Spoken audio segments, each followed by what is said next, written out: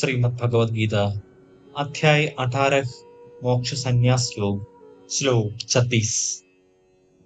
सुखम त्विदानीं त्रिविधं शृणु मे भरतर्षभा अभ्यासाद्रमते यत्र दुःखान्तं च निगच्छति। हे अर्जुन, अब तुम मुझसे 3 प्रकार के सुखों के संबंध में सुनो, जिनसे देहधारी आत्मा आनंद प्राप्त करती है और सभी दुखों के अंत तक भी पहुंच सकती है। पिछले श्लोकों में श्री कृष्ण ने कर्म के घटकों की चर्चा की थी। इसके पश्चात उन्होंने उन कारकों का वर्णन किया जो कर्म को प्रेरित और नियंत्रित करते हैं। अब वे कर्म के लक्ष्य की ओर बढ़ते हैं। सांसारिक आत्माओं के कर्मों का परम लक्ष्य सुख की खोज है। सभी सुखी रहना चाहते हैं और अपने कार्यों से पूर्णता, शांति और संतोष की खोज करना चाहते हैं।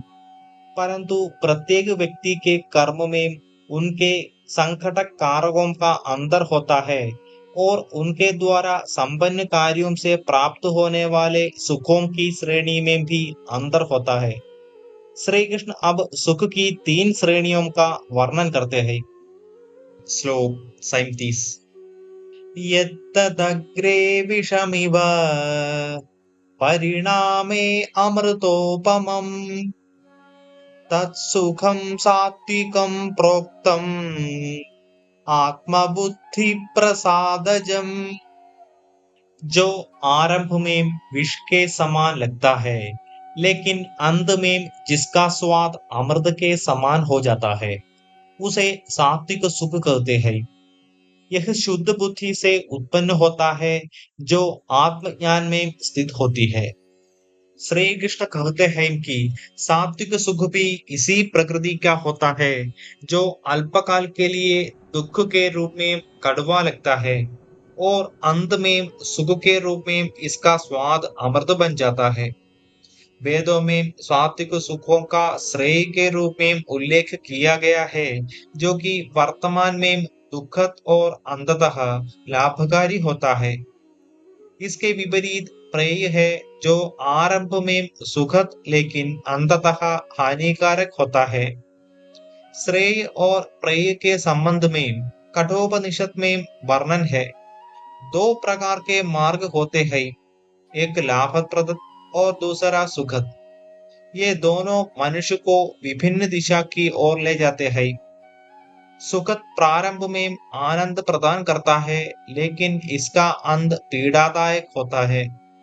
अज्ञानी लोग सुख और विनाश के पाश में बनते हैं, लेकिन बुद्धिमान आकर्षण के धोखे में नहीं आते और लाभप्रद का चयन करते हैं और अंततः सुख प्राप्त करते हैं। श्लोक 38। विषयेन्द्रिय संयोगाद यत्तदग्रे अमृतोपमम् परिणामे विषमिव तत्सुखम राजसं स्मृतम्। उस सुख को रजोगुणी कहा जाता है, जब यह इंद्रियों द्वारा उसके विषयों के संपर्क से उत्पन्न होता है। ऐसा सुख आरंभ में अमृत के सादृश लगता है और अंततः विष जैसा हो जाता है। राजसिक सुख एक रोमांच की भांति है, जो इंद्रियों और उसके विषयों के संपर्क से उत्पन्न होता है, लेकिन ऐसा आनंद संपर्क के रूप में अल्पकाल तक रहता है और परिणाम स्वरूप अपने पीछे लोभ, चिंता और दोष छोड़ जाता है और भौतिक भ्रम से और अधिक गाढ़ा हो जाता है। सांसारिक क्षेत्र में भी सार्थक उपलब्धि के लिए राजसिक सुखों को अस्वीकार करना अनिवार्य है। श्लोक 39। यदग्रे चानुबंधे च सुखं मोहनमात्मनः निद्रालस्य प्रमादोत्थं तत्तामसमुदाहृतम्। जो सुख आदि से अंत तक आत्मा की प्रकृति को आच्छादित करता है और जो निद्रा, आलस्य और असावधानी से उत्पन्न होता है, वह तामसिक सुख कहलाता है। तामसिक सुख निम्न कोटि के और प्रारंभ से अंत तक मूर्खता से परिपूर्ण होते हैं। यह आत्मा को अज्ञानता के अंधकार में धकेलता है। यद्यपि इनसे सुख की थोड़ी सी अनुभूति होती है, लेकिन लोग इसमें अभ्यस्त हो जाते हैं। इसी कारण से धूम्रपान करने वाले भली भांति यह जानते हुए कि यह उनके स्वास्थ्य के लिए हानिकारक है, फिर भी उन्हें धूम्रपान की लत को छोड़ना कठिन लगता है। वे इस व्यसन से प्राप्त होने वाले सुख को तिलांजलि देने में असमर्थ रहते हैं। श्री कृष्ण कहते हैं कि ये से सुख जो निद्रा, आलस्य और असावधानी से उत्पन्न होते हैं, वे तामसिक प्रकृति के होते हैं। श्लोक 40। न तदस्ति पृथिव्यां वा दिवि देवेषु वा पुनः सत्त्वं प्रकृतिजैर्मुक्तम् यदेभिः स्यात् त्रिभिर्गुणैः। इस भौतिक क्षेत्र में पृथ्वी और स्वर्ग के उच्च लोगों में रहने वाला कोई भी जीव प्रकृति के इन तीन गुणों के प्रभाव से मुक्त नहीं होता। माया का प्रभुत्व नरक के निम्न लोगों से स्वर्ग के ब्रह्मलोक तक होता है। चूंकि प्रकृति के तीन गुण सत्व, रजस और तमस माया शक्ति के अंतर्निहित गुण है, ये सभी भौतिक लोगों में पाए जाते हैं।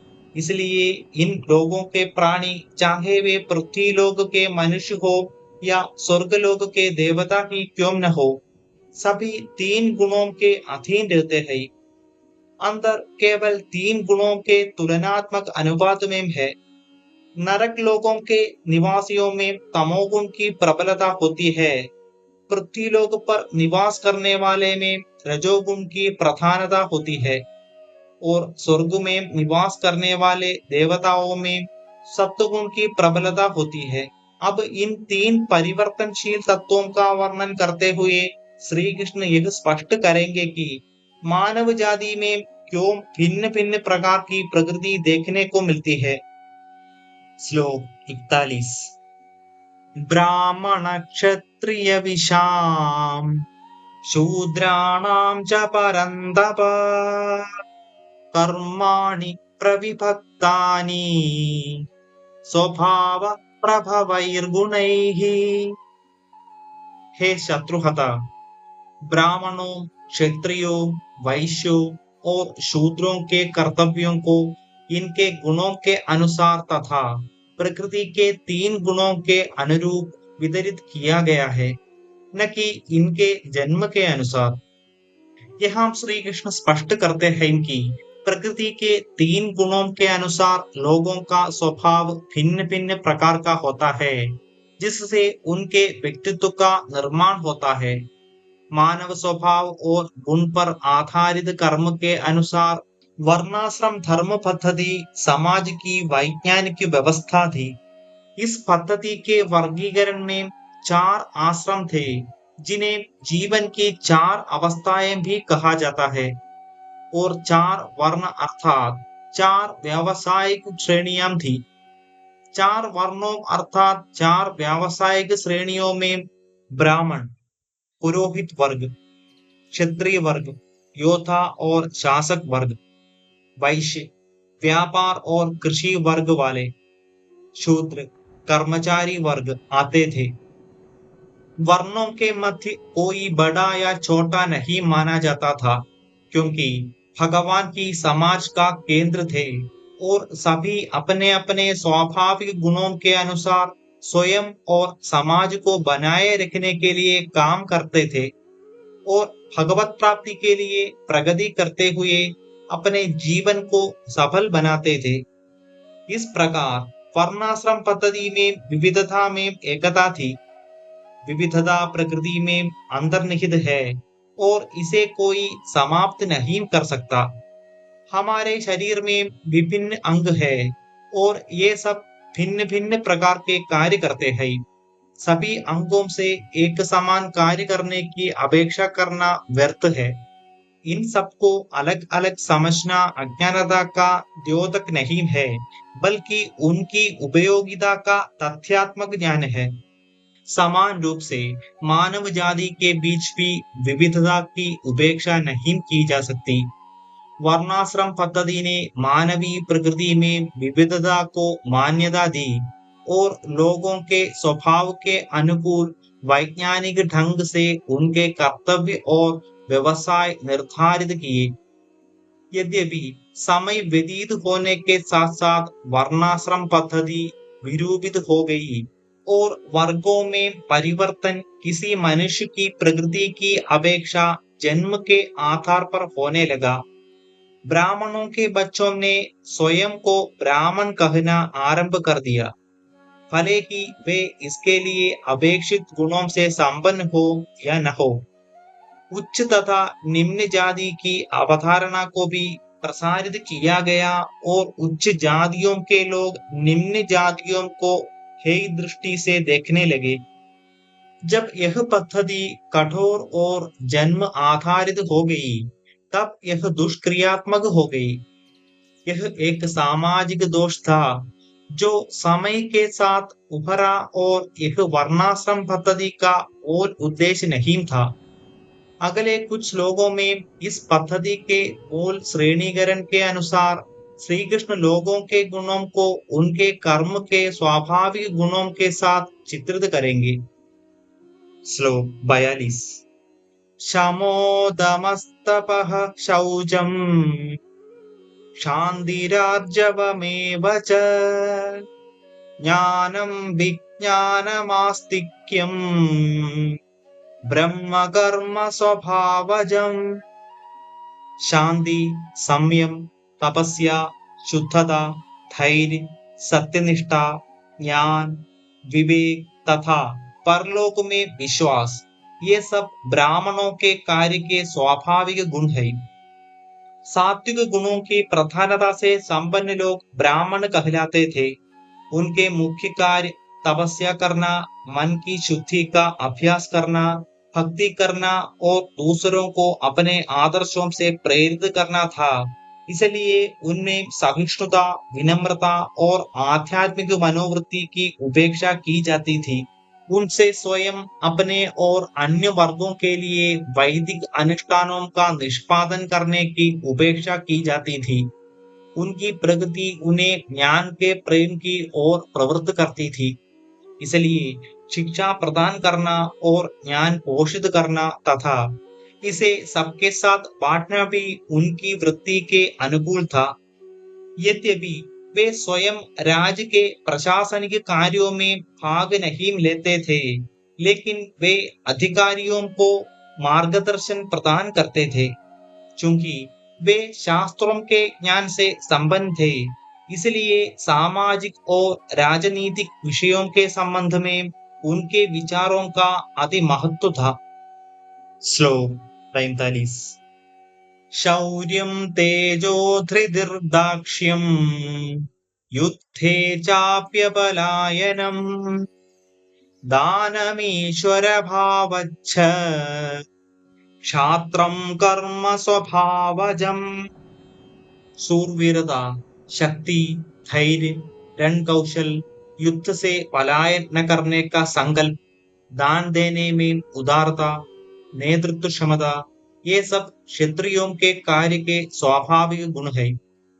क्षत्रिय उन्हें कहते थे जिनमें सत्वगुण सहित रजोगुण प्रधान होता था। इन गुणों ने उन्हें शासक, नायक, निडर, नेतृत्ववान और दानवीर बनाया। उनके गुण सैन्य और नेतृत्व संबंधी कार्यों के अनुकूल थे और उन्होंने शासक वर्ग तैयार किया जिन्होंने देश पर शासन किया।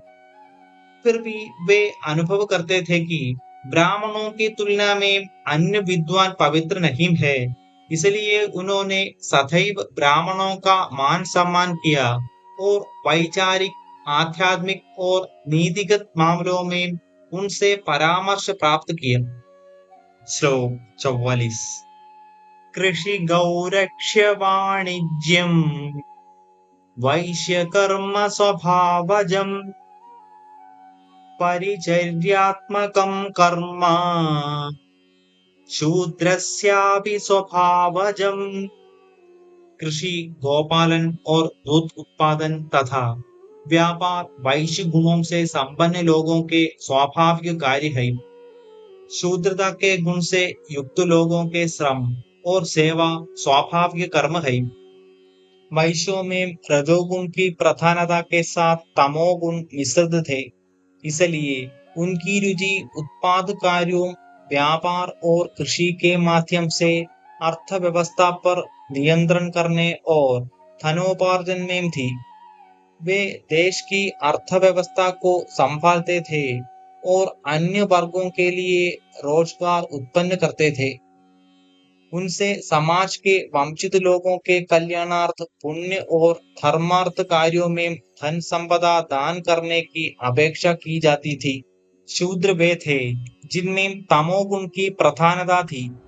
उनकी रुचि विद्वत्ता प्राप्त करने और प्रशासनिक कार्यों या व्यावसायिक उद्यमों में नहीं थी। उनके लिए उन्नति का मार्ग समाज की अपेक्षाओं के अनुसार उसकी सेवा करना था। कलाकार, तकनीशियन, श्रमिक, दर्जी, कारीगर नाई इत्यादि इस वर्ग में सम्मिलित थे। श्लोक 45। स्वे स्वे कर्मण्यभिरतः संसिद्धिं लभते नरः स्वकर्मनिरतः सिद्धिं यथा विन्दति तच्छृणु।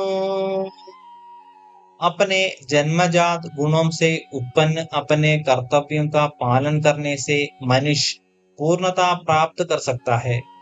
अब मुझसे सुनो कि कोई निर्धारित कर्तव्यों का पालन करते हुए कैसे पूर्णता प्राप्त करता है। स्वधर्म हमारे गुणों और हमारे जीवन की अवस्थाओं पर आधारित निर्धारित कर्तव्य है। इन्हें संपन्न करना यह सुनिश्चित करता है कि हम अपने शरीर और मन की सशक्त योग्यताओं का उपयोग रचनात्मक और लाभदायक ढंग से करते हैं। यह शुद्धिकरण और विकास की ओर ले जाता है और समाज एवं आत्मा के लिए शुभ होता है। क्योंकि हमारे निर्धारित कर्तव्य हमारे जन्मजात गुणों के अनुरूप होते हैं, इसलिए इनका निर्वहन करने में हम स्वयं को संतुलित और सहज अनुभव करते हैं। फिर जब हमारी क्षमता बढ़ती है, तब स्वधर्म भी परिवर्तित हो जाता है और हम अगली उच्च कक्षा में प्रवेश करते हैं। इस प्रकार से हम अपने उत्तरदायित्व का निष्ठापूर्वक निर्वहन कर उन्नति की ओर अग्रसर होते हैं। आगे हम विस्तार से चर्चा करेंगे।